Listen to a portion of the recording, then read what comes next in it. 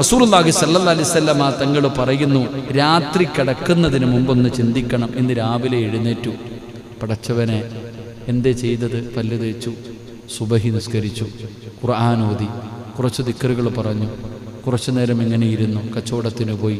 ഇങ്ങനെ ഓരോ കാര്യങ്ങൾ ചിന്തിക്കണം. എന്തു പാപം ചെയ്തു എഴുതി വെക്കണം. റളിയല്ലാഹു തആല അൻഹു അങ്ങനെ രാത്രി റൂമിനകത്ത് കയറിയിട്ട് കതകടച്ചിട്ട് ഇങ്ങനെ കണ്ട് ചെയ്യും. പടച്ചവൻ ഇങ്ങനെ ആലോചിച്ചിട്ട് പറയും, ഇന്ന പാപം ചെയ്തു ഇല്ല. ചാട്ടവാറെടുത്തിട്ട് തല്ലും ശരീരം മുഴുവനും. സ്വന്തം ചാട്ടവാറെടുത്തിട്ട് ശരീരം തല്ലി ചതയ്ക്കുക. റളിയല്ലാഹു തആല അൻഹുവിൻ്റെ ജനാസ കുളിപ്പിച്ചവർ പറയുന്നുണ്ട്, അടയാളം ഉണ്ടായിരുന്നെന്ന്. ശരീരത്തെ ചാട്ടമാറ് കൊണ്ട് തല്ലിയിട്ട് ശരീരത്തിനോട് ചോദിക്കുക, നീ പറഞ്ഞ അനുസരിക്കില്ലേ? നീ നിസ്കരിക്കാതെ കിടന്ന് ഉറങ്ങൂല്ലേ? നീ അല്ലാഹനെ ധിക്കരിക്കില്ലേ എന്ന് പറഞ്ഞിട്ട് തല്ലുക. അങ്ങനെ സ്വന്തമായിട്ട് വിചാരണ. നമ്മൾ തല്ലുവൊന്നും വേണ്ട, ചെയ്തതൊന്ന് ഓർത്താലെങ്കിലും മതിയായിരുന്നു. അള്ളാഹു നമുക്ക് ഈമാൻ നൽകുമാറാകട്ടെ. ഞാൻ ഇങ്ങനെയൊക്കെ ചെയ്തു പോയല്ലോ റബ്ബേ, ഒരു കുറ്റബോധം പോലും നമുക്കൊന്നും തോന്നാറില്ല. ഇബ്ലീസിന്റെ സ്വഭാവമാണ് നമുക്ക്. ഇന്നലെ ഞാൻ അള്ളാഹുവിൻ്റെ കരുണയെക്കുറിച്ച് പറഞ്ഞു ഇല്ലേ? അള്ളാഹു അത്രയും ഗഫൂറാണ്, റഹീമാണ്, കാരുണ്യവാനാണ്. ആ അള്ളാഹ് എന്താ ഇബ്ലീസിനെ പുറത്തു കൊടുക്കാത്ത? ഇതപ്പോ ഇബ്ലീസിനെ പുറത്തു കൊടുക്കാത്ത? ഇബ്ലീസ് തന്നെ ഇന്നും പറയുന്നത് എന്താണെന്നറിയാമോ? ഞാൻ പാപം ചെയ്തിട്ടില്ല എന്നാണ്. ആദ്യം എന്നെക്കാളും താഴ്ന്നവൻ എന്നാ പറയണേ. ഇബ്ലീസ് ഇന്ന് വരെ കുറ്റം സമ്മതിച്ചിട്ടില്ലല്ലോ. സമ്മതിച്ചാലല്ലേ അള്ളാഹ് പുറത്തു കൊടുക്കുക. ഞാൻ തെറ്റ് ചെയ്തു എന്ന് ഞാൻ അംഗീകരിക്കണം. അതാണ്, ഞാൻ അംഗീകരിച്ചു, ഞാൻ തെറ്റു ചെയ്തു. 2 കുറ്റബോധം ഉണ്ടാവണം. ചെയ്ത് ഓർത്തിട്ട് ചെയ്തു പോയല്ലോ അള്ളാഹ്. നിരാശ വേണം, കുറ്റബോധം വേണം. അള്ളാഹു ഞാൻ ആ തെറ്റ് ചെയ്തു പോയല്ലോ പടച്ചവനെ, ഇനി ചെയ്യില്ല അള്ളാഹ്. തീരുമാനം വേണം. അതാ തൗബയുടെ വിശേഷണം. തൗബയുടെ ഷർത്തുകളിൽപ്പെട്ട ചുമ്മാതെ പോയിട്ട് പാവം പൊറുക്കല്ല, പാവം പൊറുത്തല്ല എന്ന് പറഞ്ഞൊരു കാര്യമില്ല. ചെയ്തു പോയ പാപം നീ അംഗീകരിക്കണം. 2 നീ സമ്മതിച്ചു. 1 2 നിനക്ക് കുറ്റബോധം ഉണ്ടാകണം. നിന്റെ നഫ്സിനെ നീ കുറ്റപ്പെടുത്തണം. 3 ഇനി ചെയ്യില്ല എന്ന് തീരുമാനിക്കണം. അപ്പോഴാണ് തൗബയാകുന്നത്. അല്ലെങ്കിൽ കാക്കയുടെ തൗബ പോലെ ആയി പോകും. അല്ലാഹു കാക്കുമാറാകട്ടെ. കാക്കയുടെ തൗബ എങ്ങനെയാണെന്നറിയില്ലേ? കാക്കയുടെ തൗബ അറിയോ? ഇത് വെടികൊണ്ടതുപോലെ ഇരിക്കണേ. കാക്കയുടെ തൗബ എന്തെന്നറിയോ? കാക്ക രാവിലെ ഇങ്ങനെ പറന്നു വരും. ഇവിടെ പിന്നെ ഇഷ്ടം പോലെ ഉണ്ട്, മരത്തിലൊക്കെ താമസിക്കണേ. കാക്ക രാവിലെ ഇങ്ങനെ പറന്നു വന്നിട്ട് ഇങ്ങനെ ഒരു മരത്തിൻ്റെ കൊമ്പിൽ ഇങ്ങനെ ഇരിക്കും. അപ്പോൾ നോക്കുമ്പോൾ കാഷ്ടം കിടക്കുന്നു, വേസ്റ്റ് കിടക്കുന്നു. കാക്ക ഓടിച്ചെന്നിട്ട് ഇങ്ങോട്ട് കൊത്തിയങ്ങോട്ട് തിന്നും.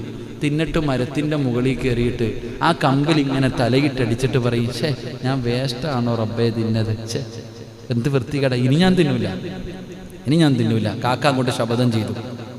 പിറ്റേ ദിവസം രാവിലെ വന്നിട്ടിരിക്കുമ്പോൾ ചൂടിങ്ങനെ പോവാ. പടച്ചവനെ ഉടനെ പോയി വീണ്ടും തിന്നും. വീണ്ടും അതിൻ്റെ മുകളിൽ കയറിയിട്ട് തലയിട്ടടിച്ചിട്ട് പറയും, ഇനി ഞാൻ തിന്നൂല. 3-ാമത്തെ ദിവസവും വരെ ഇങ്ങനെ തന്നെ നടന്നുകൊണ്ടിരിക്കണേ. നാളെ നീളം അങ്ങനെ ആവരുത് തൗബ.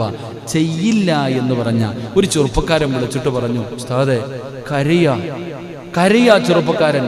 ഉസ്താദ് ഞാൻ എത്ര ശ്രമിച്ചിട്ടും എനിക്കൊരു തെറ്റ് ചെയ്യാൻ, എനിക്ക് തെറ്റിൽ നിന്ന് പിന്തിരിയാൻ പറ്റുന്നില്ല. സെക്സ് വീഡിയോ കാണും ആ ചെറുപ്പക്കാരൻ, മോശമായ വീഡിയോ കാണുകയാ. എത്ര ശ്രമിച്ചിട്ടും അവന് പറ്റണില്ല. കരയുന്നു, ഉസ്താദ് എനിക്ക് നന്നാകണം, ഒരു വഴി പറഞ്ഞതാ, എനിക്കൊരു വഴി പറഞ്ഞതാ. എൻ്റെ പ്രിയപ്പെട്ടവരെ എന്തിനും വരുന്നുണ്ട്. അള്ളാഹു നന്നാകാൻ ഭാഗ്യം തരുമാറാകട്ടെ. വീഡിയോ വലിക്കുന്ന ആൾക്കാരില്ലേ, വലി നിർത്താൻ പറ്റുമോ? പറ്റില്ല ഉസ്താദെ. എന്തെന്നറിയത്തില്ല. ചുരുട്ടി അടിക്കുന്നവന് ചുരുട്ടി അടിക്കണം, മോളി കയറ്റി വെക്കുന്നവന് മോളി വെക്കണം, വലിക്കുന്നവന് വലിക്കണം. ഇതൊക്കെ നമ്മളൊക്കെ വിചാരിക്കുന്നത് നമുക്കിത് പറ്റൂല എന്നാ. മോശമായ സ്വഭാവങ്ങൾ എല്ലാം ഉണ്ട്. എന്നാൽ ചില ദുസ്വഭാവങ്ങൾ അള്ളാഹു നമുക്ക് പുറത്തുവരുമാറാകട്ടെ. ചെറുപ്പക്കാരനോട് ഞാൻ പറഞ്ഞു കൊടുത്തു, മോനെ ഒരു ഹദീസ് പറഞ്ഞു കൊടുത്തു.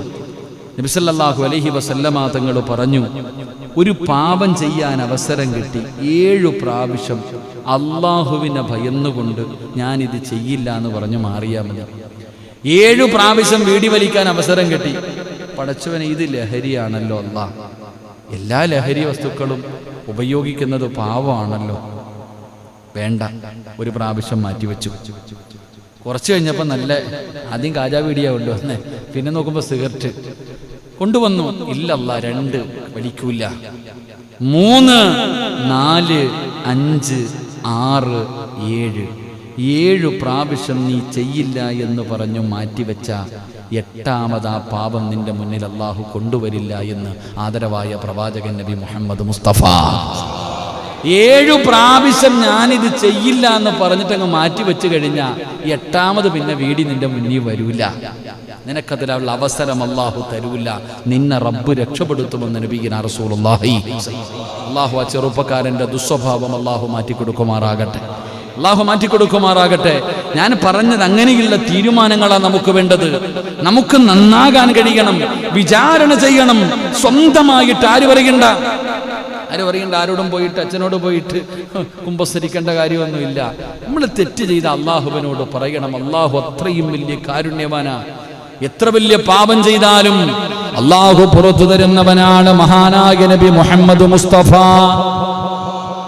3 സ്വലാത്ത്. സല്ലല്ലാഹു അലാ മുഹമ്മദ് സല്ലല്ലാഹു അലൈഹി വസല്ലമ സല്ലല്ലാഹു അലാ മുഹമ്മദ് സല്ലല്ലാഹു അലൈഹി വസല്ലമ اللهم صل على محمد يا رب صل عليه وسلم. അല്ലാഹു സ്വീകരിക്കുമാറാകട്ടെ. അല്ലാഹു സ്വീകരിക്കുമാറാകട്ടെ.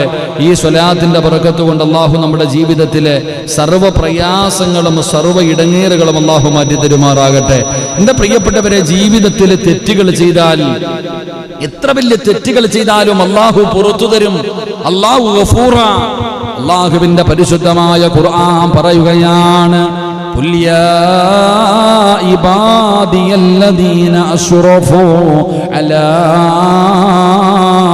അൻഫുസിഹിം ലാ തഖ്നതൂ മിർ റഹ്മത്തില്ലാഹ്. അല്ലാഹുവിന്റെ വിശുദ്ധമായ ഖുർആൻ വിടന്ന് പറയുകയാണ്, പടച്ചവനെ നിങ്ങൾ എന്തിനാ പേടിക്കുന്നത്? ജീവിതത്തിൽ തെറ്റ് ചെയ്തവര് നിങ്ങൾ എൻ്റെ അടുക്കലേക്ക് പശ്ചാത്തപിച്ചു മടങ്ങാൻ പരിശുദ്ധമായ ഖുർആൻ വിടന്ന് ഓർമ്മപ്പെടുത്തുമ്പോ, എൻ്റെ പ്രിയപ്പെട്ടവരെ, മഹാനായ നബി മുഹമ്മദ് മുസ്തഫ,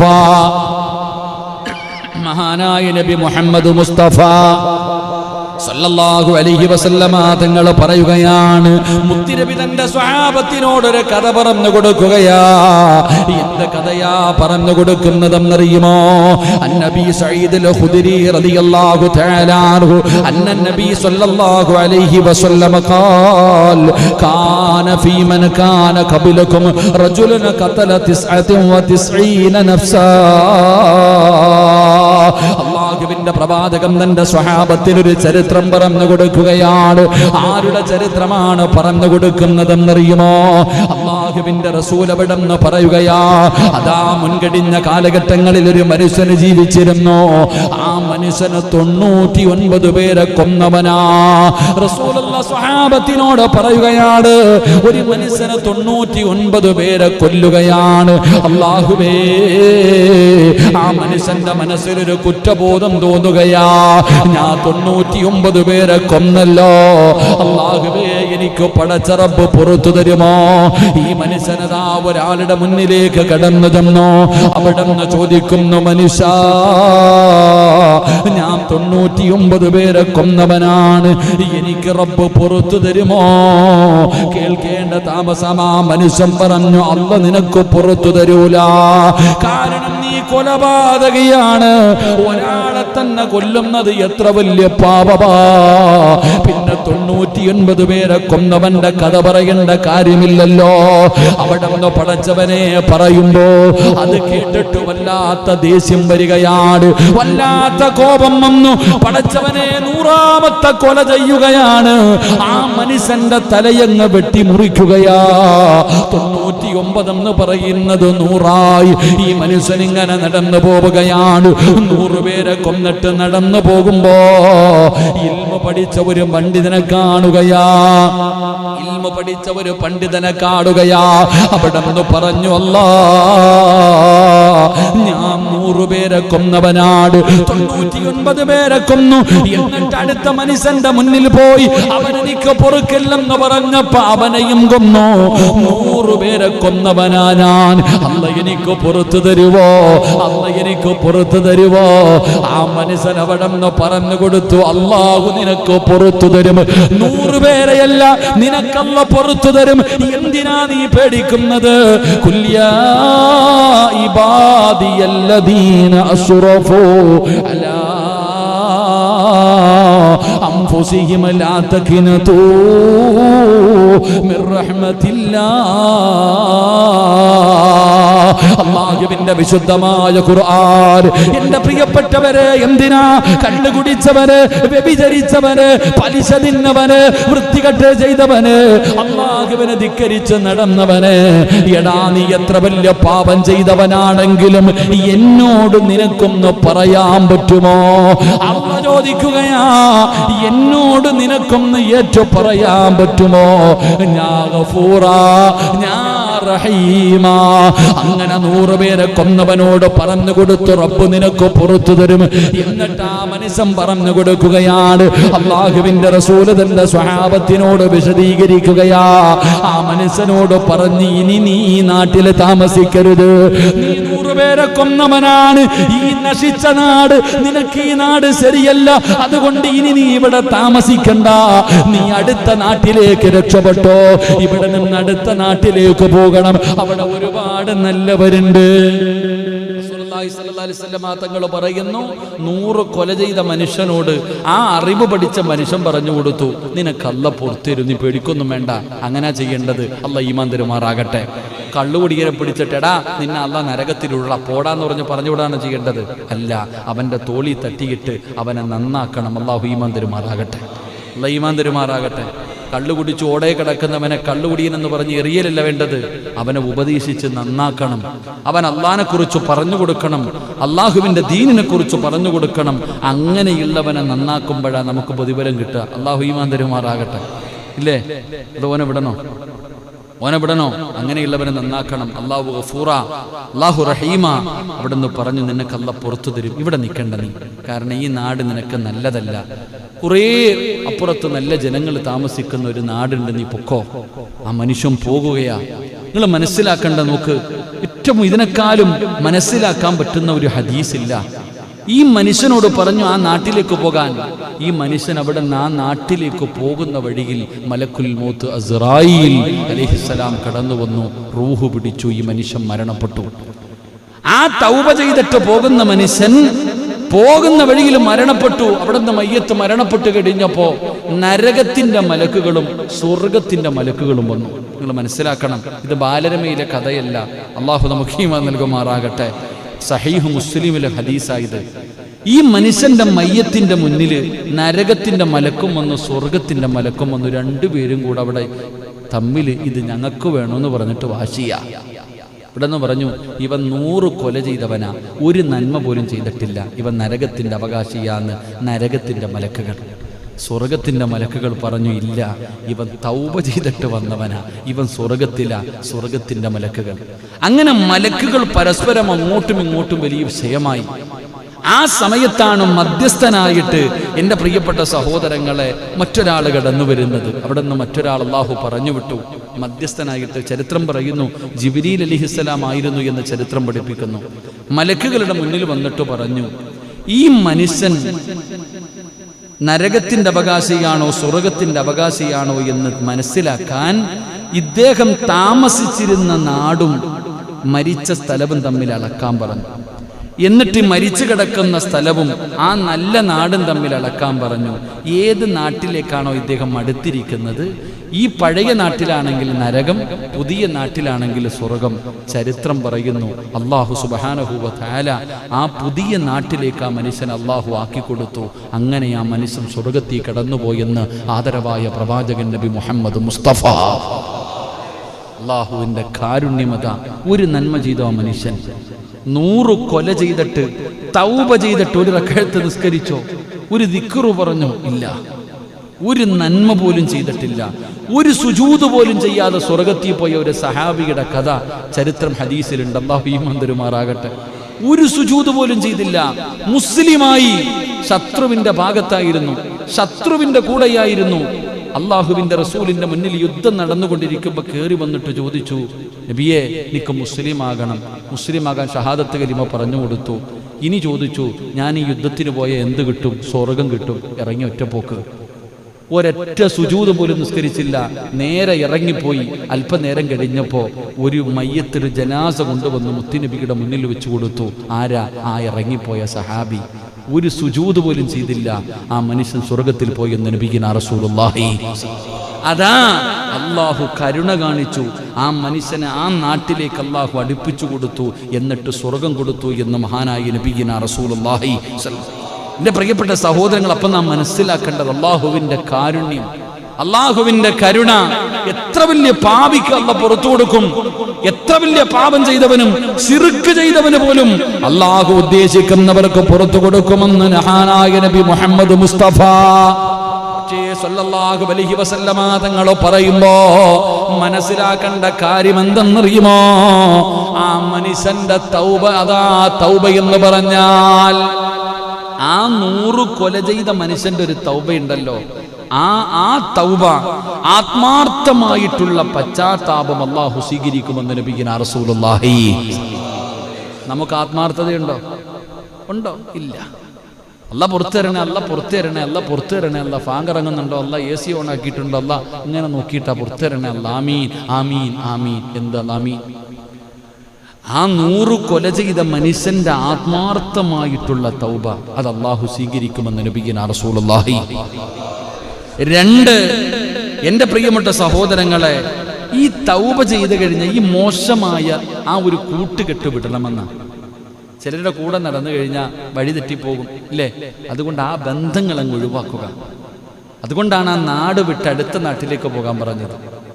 ഒരു നാട് ഇന്നിപ്പോൾ ഒരാൾ പോയപ്പോഴത്തേക്ക് ഒരു പെണ്ണ് കെട്ടിയ കഥ പറഞ്ഞു. ആലോചിക്ക്, ചില നാടുകൾ അങ്ങനെ, ചില നാടുകൾ പ്രച്ചോനെ പള്ളിയുടെ മുമ്പിൽ ഇരുന്ന് ചീട്ട് കളിച്ച കഥയൊക്കെയാണ് പറയണേ കേട്ടത്. അല്ലാഹു ഈമാൻ തരുമാറാകട്ടെ. അങ്ങനെ ചില സ്ഥലങ്ങളുണ്ട്. അപ്പോൾ നമ്മൾ തെറ്റുകൾ ചെയ്യാൻ കിട്ടുന്ന അവസരങ്ങളിൽ നിന്ന് ഒഴിഞ്ഞു മാറുക.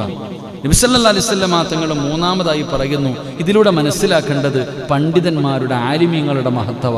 ആദ്യം പോയി ഒരു ജാഹിലിനോടാ ചോദിച്ചേ. നിങ്ങൾ നോക്കിയേ, ആദ്യം പോയിട്ട് വിവരമില്ലാത്തവൻ ഇന്നലെ പെയ്ത മഴയ്ക്ക് എവിടെ നിന്നോ 4 ഹദീസും പഠിച്ചിട്ട് വന്നവൻ്റെ അടുക്ക പോയിട്ട് മസ്സല വയ്ക്കാൻ പറ്റുമോ? കണ്ടാ വലിയ തങ്ങളെ പോലൊക്കെ മുടിയും വളർത്തി താടിയും വളർത്തി വലിയ മഹാനെ പോലെ നടക്കണേ. ഓൻ്റെ അടുക്ക പോയിട്ട് മസ്സല വെച്ച് എങ്ങനെ ഇരിക്കും? നിങ്ങൾ ഇങ്ങോട്ട് നോക്കും മനുഷ്യ, മസ്സല വെച്ച് എങ്ങനെ ഇരിക്കും? എങ്ങനെ ഇരിക്കും? അങ്ങനെ തന്നെ ഇരിക്കും. അള്ളാഹു കാക്കട്ടെ.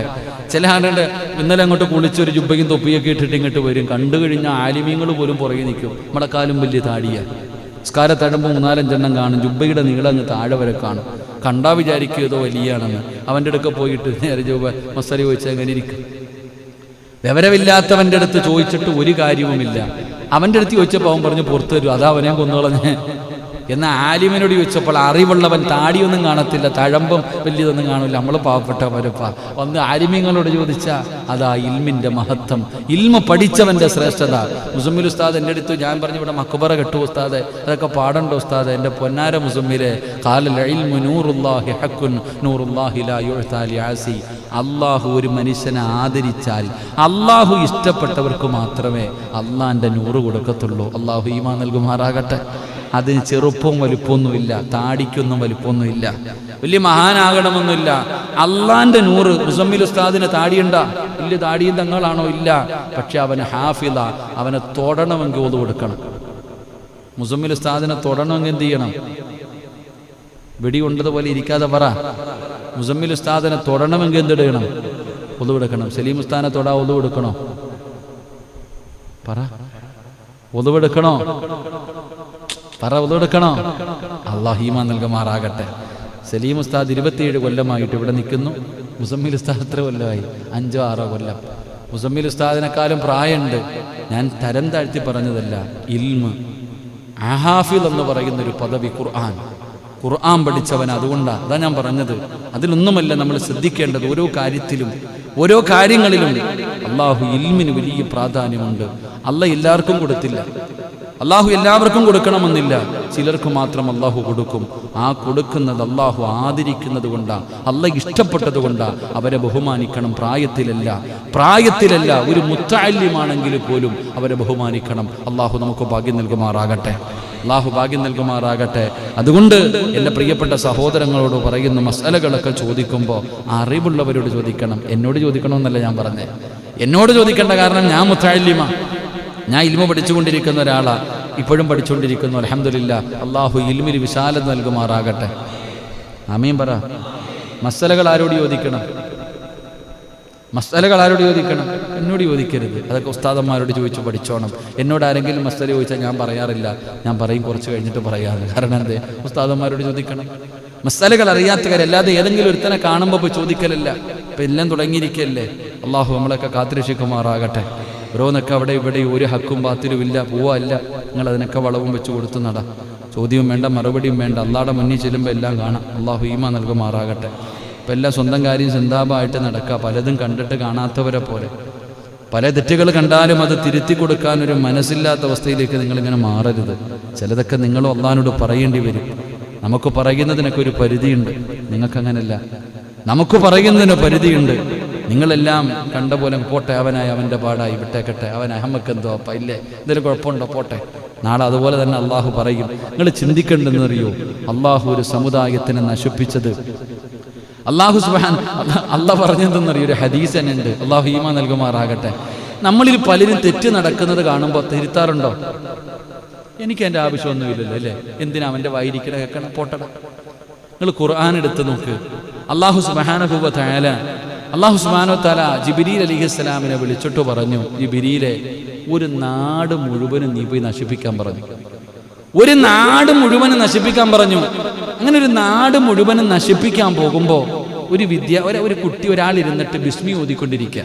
ബിസ്മില്ലാഹിർ റഹ്മാനിർ റഹീം എന്ന് പറയുന്നത് കേട്ടപ്പോൾ അള്ളാഹു വിളിച്ചിട്ട് പറഞ്ഞു, ആ കുട്ടി ബിസ്മി ഓതിയതിൻ്റെ ബർക്കത്ത് കൊണ്ട് ശിക്ഷ വേണ്ടെങ്കിൽ വന്നേക്കാൻ തിരിച്ചു വിളിച്ചു പോവാൻ.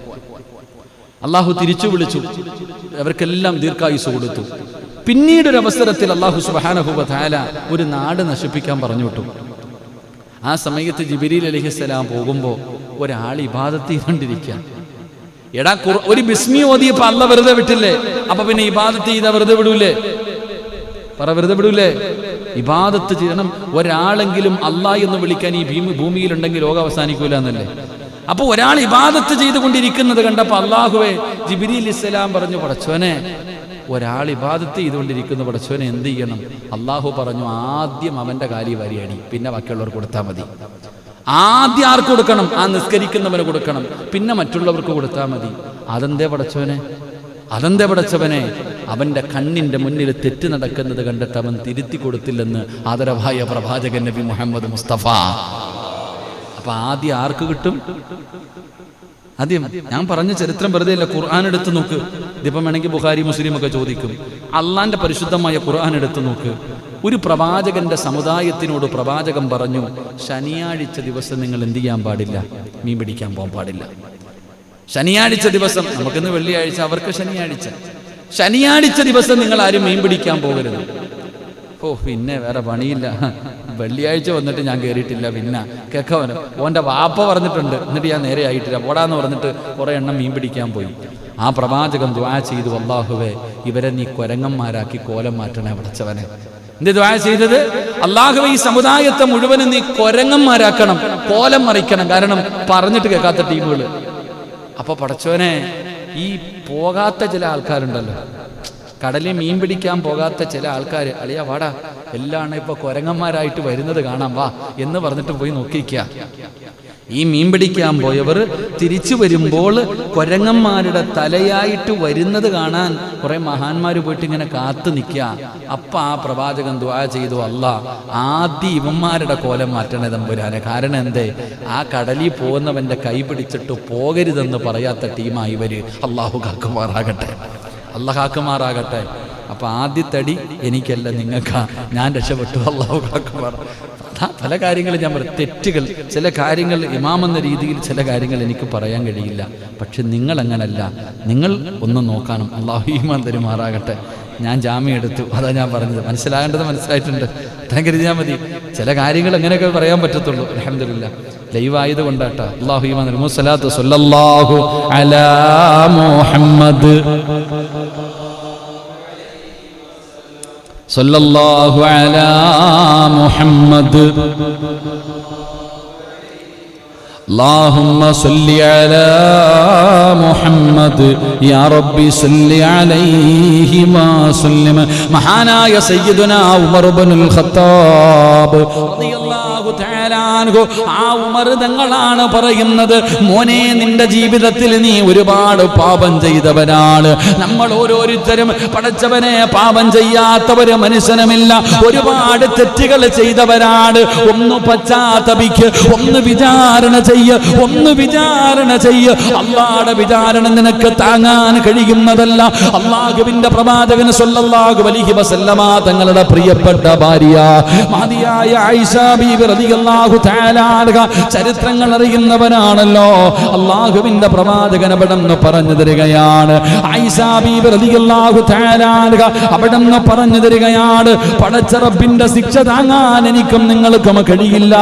അതുകൊണ്ട് എന്റെ പ്രിയപ്പെട്ടവരെ, ജീവിതത്തിൽ ചെയ്യാൻ കഴിയുന്ന നന്മകൾ ചെയ്യ്. ഒരുപാട് നന്മകൾ അധികരിപ്പിക്ക്, ഒരുപാട് നന്മകൾ ചെയ്യ്. ചെറുതോ വലുതോ നീ നോക്കണ്ട. റസൂലുള്ള പറഞ്ഞു, ഒന്ന് നീ മരണത്തെ കുറിച്ച് ഓർക്ക്, രണ്ട് നീ പരലോകത്തിന് വേണ്ടി എന്തെങ്കിലും ഒന്ന് ചെയ്തു വെക്ക്. മൂന്ന് പ്രവാചകൻ ഇവിടെന്ന് പറയുകയാണ്, വിചാരണ കടന്നു വരുന്നതിന് മുമ്പ് നീ ഒന്ന് വിചാരണ ചെയ്യൂ. സഹോദര, ഒരുപാട് നന്മകൾ ചെയ്യാൻ അല്ലാഹു അവസരം തരികയാ. മത്സരിക്കേണ്ട സമയമാണ്, വാശി കാണിക്കേണ്ട സമയമാണ്. തമ്മിലടിക്കുന്നതിന് വേണ്ടിയല്ല, ദുനിയാവിന്റെ നേട്ടങ്ങൾക്ക് വേണ്ടിയല്ല, സ്ഥാനമാനങ്ങൾക്ക് വേണ്ടിയല്ല, പണം സമ്പാദിക്കുന്നതിന് വേണ്ടിയല്ല. പിന്നെ എന്തിനാണ് മത്സരിക്കേണ്ടതെന്നറിയുമോ? നന്മകൾക്ക് വേണ്ടി മത്സരിക്കൂ, അല്ലാഹുവിന്റെ സ്വർഗ്ഗത്തിന് വേണ്ടി മത്സരിക്കൂ. മഹാനായ നബി മുഹമ്മദ് മുസ്തഫ സ്വല്ലല്ലാഹു അലൈഹി വസല്ലം അന്നദാൻ അല്ലാഹുവിന്റെ പ്രവാചകൻ അവിടെന്ന് പറയുകയാണ്, അബൂ ഹുറൈറ റളിയല്ലാഹു തആല അൻഹു അവിടെന്ന് നിവേദനം ചെയ്യുന്ന ഹദീസ്, ഖാല റസൂലുള്ളാഹി സ്വല്ലല്ലാഹു അലൈഹി വസല്ലം, ഒരു ദിവസം അല്ലാഹുവിന്റെ പ്രവാചകൻ സുബ്ഹി നമസ്കാരം കഴിഞ്ഞ് തന്റെ സ്വഹാബത്തിനോട് ചോദിക്കുകയാണ്, മൻ അസ്ബഹ മിൻകുമുൽ യൗമ സായിമാ, ഇന്നത്തെ ദിവസം നോമ്പ് പിടിച്ച ആരെങ്കിലും ഉണ്ടോ സഹാബ? റസൂലുള്ളാഹി ചോദിക്കുകയാണ്, ഇന്നത്തെ ദിവസം നോമ്പ് പിടിച്ച ആരെങ്കിലും ഉണ്ടോ? പടച്ചവനെ, ഖാല അബൂബക്കർ സിദ്ദീഖ് റളിയല്ലാഹു തആല അൻഹു, അബൂബക്കർ തങ്ങൾ പറയുന്നു, യാ റസൂലല്ലാഹ്, അല്ലാഹുവിന്റെ നബിയേ, ഞാൻ ഇന്ന് നോമ്പുകാരനാണ് നബിയേ. പ്രവാചകൻ അവിടുന്ന് രണ്ടാമതായി ചോദിക്കുകയാണ്,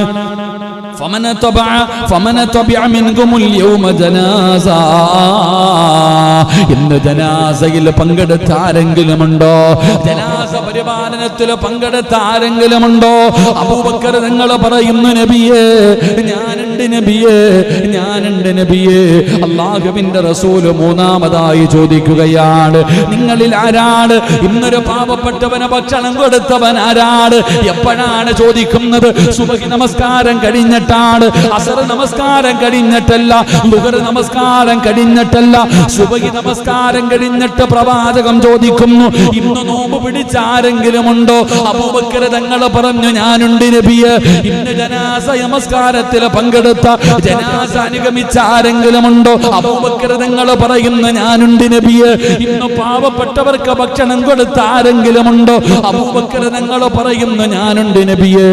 റസൂലുള്ളാഹി ചോദിക്കുകയാണ്, അല്ലാഹുവിന്റെ പ്രവാചകൻ അവിടുന്ന് ചോദിക്കുന്നു, സ്വഹാബാ, ആരാണെന്നൊരു രോഗിയെ സന്ദർശിച്ചതാരാ? സുബ്ഹിയുടെ മുമ്പ് നടക്കുന്ന കാര്യം റസൂലുള്ളാഹി ചോദിക്കുകയാണ്, ഇന്ന് രോഗ സന്ദർശനം നടത്തിയ ആരാളുള്ളത്? അപ്പോഴും അബൂബക്കർ തങ്ങൾ പറയുന്നു, നബിയേ, യാ റസൂലല്ലാഹ്, അല്ലാഹുവിന്റെ നബിയേ, ഞാനുണ്ട് നബിയേ. എന്റെ പ്രിയപ്പെട്ടവരെ, എന്ത് ചോദിച്ചാലും അബൂബക്കർ, എന്തു പറഞ്ഞാലും അബൂബക്കർ. പടച്ചവനെ, സ്വഹാബികൾക്ക് അത്ഭുതമാവുകയാണ്. എന്നിട്ട് പ്രവാചകൻ പറഞ്ഞു, സ്വഹാബ, ഈ പറഞ്ഞ ഗുണങ്ങൾ, ഈ പറഞ്ഞ സൽക്കർമ്മങ്ങൾ ആരെങ്കിലും ഒരു മനുഷ്യൻ എല്ലാ ഒരു ദിവസം ചെയ്തു കഴിഞ്ഞാൽ അവന് സ്വർഗ്ഗത്തിലാണെന്ന് നബി മുഹമ്മദ് മുസ്തഫ സ്വല്ലല്ലാഹു അലൈഹി വസല്ലമ തങ്ങൾ പറയുകയാ.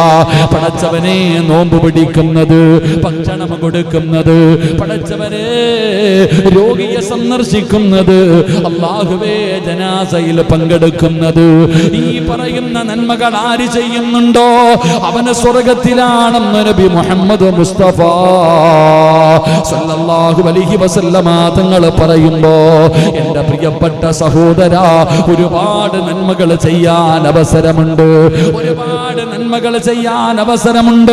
പാഴാക്കി കളയല്ലേ. പുതുവർഷത്തിലേക്ക് കടക്കാൻ കാത്തിരിക്കുന്ന മനുഷ്യ, റസൂലുള്ള നാലാമതായി പറയുകയാണ്, മുത്തുനബി അവിടെന്ന് പറയുന്നു, സഹാബാ, എന്തായാലും കഴിയേണ്ടതൊക്കെ കഴിഞ്ഞുപോയി. എന്റെ 34 വർഷം കഴിഞ്ഞുപോയി. പടച്ചറപ്പേ, ഇനിയൊരു പുതുവർഷത്തിലേക്ക് കിടക്കുമ്പോ അല്ലാ, ഇനിയുള്ള ദിവസങ്ങളെങ്കിലും എനിക്കൊന്ന് നന്മ ചെയ്യണം തമ്പുരാനെ. നാലാമത് വേണ്ട ഗുണം, ശേഷിക്കുന്ന ജീവിതമെങ്കിലും അള്ളാഹുവിന് വേണ്ടി ജീവിക്കാൻ നമ്മൾ തീരുമാനിക്കണമെന്ന് നബിയുനാ റസൂലുള്ളാഹി സല്ലല്ലാഹു അലൈഹി വസല്ലമ തങ്ങൾ പറഞ്ഞു. കഴിഞ്ഞതൊക്കെ പോകട്ടെ നാസറണ്ണെ, കഴിഞ്ഞതൊക്കെ പോകട്ടെ, ഇൻഷാ അല്ലാഹ് ഇനി അങ്ങോട്ടുള്ള ജീവിതം സൂക്ഷിക്ക്. അള്ളാഹു ഈമാൻ തരുമാറാകട്ടെ. ഓരോരുത്തരോടും പറയുന്നു, നമ്മുടെ കഴിഞ്ഞ കാലം കഴിഞ്ഞു. എന്റെയും നിങ്ങളുടെയും കഴിഞ്ഞ കാലങ്ങൾ ഇനിയിപ്പോൾ അത് വല്ലതും ചോദിച്ചിട്ട് വല്ലതും കിട്ടാനുണ്ടോ? എൻ്റെ 33 കൊല്ലം ചതഞ്ഞെടുത്തിട്ട് വല്ലതും കിട്ടാനുണ്ടോ? ഒന്നുമില്ല. അള്ളാഹു പുറത്തുവരുമാറാകട്ടെ. എന്നാൽ ഇനിയുള്ള ദിവസങ്ങൾ കഴിഞ്ഞത് കഴിഞ്ഞു. ഇനി നമുക്കെന്ത് നന്മ ചെയ്യാം? ഇനി മുന്നോട്ടുള്ളത് അത് അല്പമാണെങ്കിലും, അതിന് എത്ര ചെറുതാണെങ്കിലും, എൻ്റെ പ്രിയപ്പെട്ടവരെ, ഇനിയുള്ള കാലം നമുക്ക് എന്ത് നന്മ ചെയ്യാം? അതിനെക്കുറിച്ചാണ് നാം ചിന്തിക്കേണ്ടത്. മഹാനായ ആദരവായ പ്രവാചകൻ നബി മുഹമ്മദ് മുസ്തഫ സല്ലല്ലാഹു അലൈഹി വസല്ലമ തങ്ങൾ പറയുന്നു, ചില കാര്യങ്ങൾ ഓർമ്മപ്പെടുത്തുകയാ. കഴിഞ്ഞു പോയത് പോകട്ടെ, ഇനിയെങ്കിലും പടച്ചവനെ 40 ആയില്ലേ, 45 വയസ്സായില്ലേ, 50 വയസ്സായില്ല അല്ലാ, പടച്ചവനെ ഞാൻ പെണ്ണ് കിട്ടിയില്ല അല്ലാ. ചിന്തിക്കേണ്ട അങ്ങനെ ചെറുപ്പക്കാരെ, കരിമലെ ചിന്തിക്കണം. പടച്ചവനെ, സുൽഫിയും സാജിദൊക്കെ ഇങ്ങനെ നടക്കുന്നുണ്ട്, ഉമാരൊന്നും പെണ്ണ് കിട്ടിയില്ലല്ലോ അല്ല, ഞാൻ പെണ്ണ് കിട്ടിയില്ലോ അല്ലാഹുവേ. ഷാനവാസ് ചിന്തിക്കണം, പടച്ചവൻ എനിക്ക് 2 മക്കളായല്ലോ അല്ലാഹ്. ചിന്തിക്കണം, ഓരോ മനുഷ്യനും ചിന്തിക്കണം, പടച്ചവനെ ഇനിയും ഞാൻ മൊബൈലും കുത്തി നടന്നിട്ട് കാര്യമില്ല, ഇനിയും ഞാൻ വായി നോക്കി നടന്നിട്ട് കാര്യമില്ല. എനിക്ക് വയസ്സ് 20ആയി, 25ആയി, 30ആയി, 35ആയി, 40ആയി. നന്നാകണം പടച്ചവനെ. അല്ലാഹു ഈമാൻ നൽകുമാറാകട്ടെ. അതോ ഇപ്പോഴും 18 വയസ്സുകാരനെ പോലെ നടക്കണോ? എടാ, പ്രായമാകുന്നതിനനുസരിച്ച് ചിന്ത വരണം, അല്ലാതെ ഇറച്ചിക്കോടിയെ പോലെ നടക്കരുത്. അല്ലാഹു കാക്കുമാറാകട്ടെ. എൻ്റെ പ്രിയപ്പെട്ട സഹോദരങ്ങളെ, അതാണ് ജീവിതത്തിൽ തിരിച്ചു കിട്ടാത്ത കാര്യം.